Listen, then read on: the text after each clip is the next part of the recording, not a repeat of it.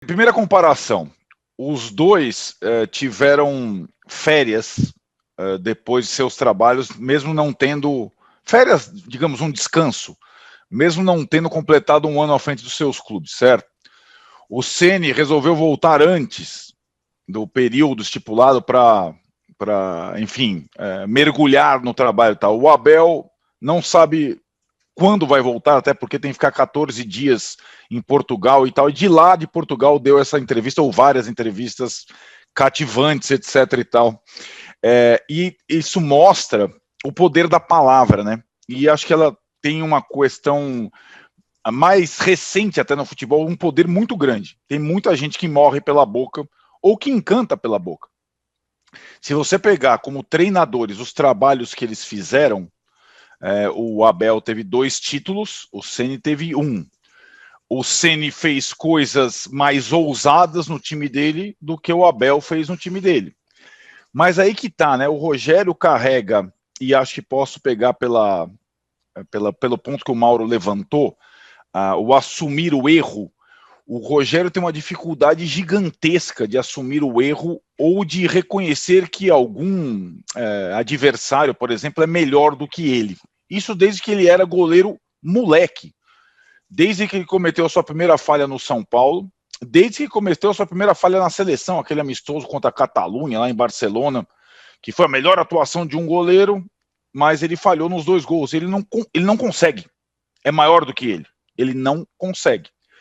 E o Abel, cara, ele, assim, a primeira demonstração, digamos, de conquista nacional, não só da torcida do Palmeiras, foi quando ele perde para o River Plate de uma forma acachapante no seu estádio e sai abraçado ao Galhardo e na entrevista coletiva fala: esse cara é melhor do que eu. O time dele é melhor do que o meu. E mesmo que possa ter sido de alguma forma ensaiado, aquilo pega bem. Como pega bem falar do Ayrton Senna, do Tele Santana e de outras situações tais. E, de fato, pela boca, pela entrevista, o Abel está anos-luz à frente do Ceni. O Ceni tem essa questão da época até da rivalidade, não rivalidade entre eles, mas rivalidade de desempenho com o Marcos, né? O Marcos, qualquer coisa que... A quantidade de falhas que o Marcos cometeu na carreira, mas a forma como ele lidava com as falhas, fazia com que o Marcos fosse muito mais gostável do que o Ceni. E aí as comparações como atleta, elas ficavam diluídas. O Marcos todo mundo gostava, o Ceni ninguém gostava, fora o torcedor do São Paulo. Era assim desde atleta.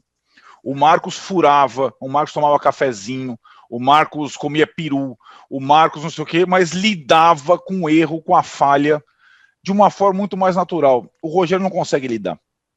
E isso vai ser difícil.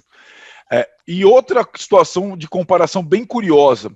O Abel Ferreira falou várias vezes também sobre Jorge Jesus na entrevista dele. E falou coisas assim, ele não se identifica em nada com o Jorge Jesus, que foi o português que fez sucesso acachapante no Brasil. Só que alguém lembra das declarações do Abel sobre o Jorge Jesus? O Abel diz que se identifica com o Mourinho.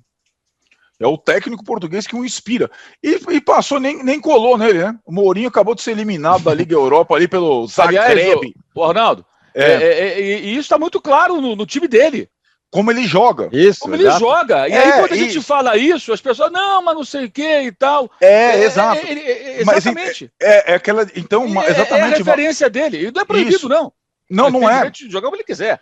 O que eu tô falando assim, né, Mauro? O Abel, mesmo com um time mais cauteloso, um discurso com referências mais assim polêmicas, ele passa ileso.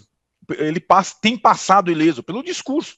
E acho que o Ceni, de fato, tem uma batalha grande, porque além de conquistar a torcida, a maior torcida do país, e talvez reconquistar a torcida que ele feriu, também por algumas coisas, por algumas declarações inábeis, e ele não precisava, ele tem um processo grande além do trabalho dele como treinador, que, continuo dizendo, insistindo, é muito promissor. É um dos melhores treinadores brasileiros. Isso dá para ver, deu para ver na primeira escalação que ele montou no São Paulo lá atrás.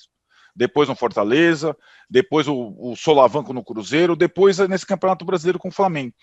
E de fato eu acho que ele tem que tratar muito bem dessa comunicação. E ele é um sujeito inteligente, mas que tem uma dificuldade de cativar. Isso é uma coisa, isso é uma coisa de personalidade, de carisma, e que conta no futebol. Por incrível que pareça, conta, e conta pra cacete no futebol. O Abel, cara, tá lá em Portugal, de novo, não sabemos quando ele volta, mas ele, aliás, também, habilmente, com a sua assessoria de comunicação, sei lá, ele dá declarações como se ele estivesse ali do lado do Allianz Parque. Os jogadores dele já estão trabalhando aqui, ele nem tá por aqui, velho. Ele não tá por aqui. Tá todo mundo aqui e ele não tá. Ele tá lá, foi no jato da Leila e tá lá em Portugal e dane-se. E os caras tá tudo bem. Se o meu técnico tá... Claro, levando em consideração o caos pandêmico desse país hoje e tudo mais, é claro que faz bem ele estar em Portugal. Porém, os outros comandados dele estão aqui, cara. Tá todo mundo aqui treinando, trabalhando. Ele tá lá de folga. Qual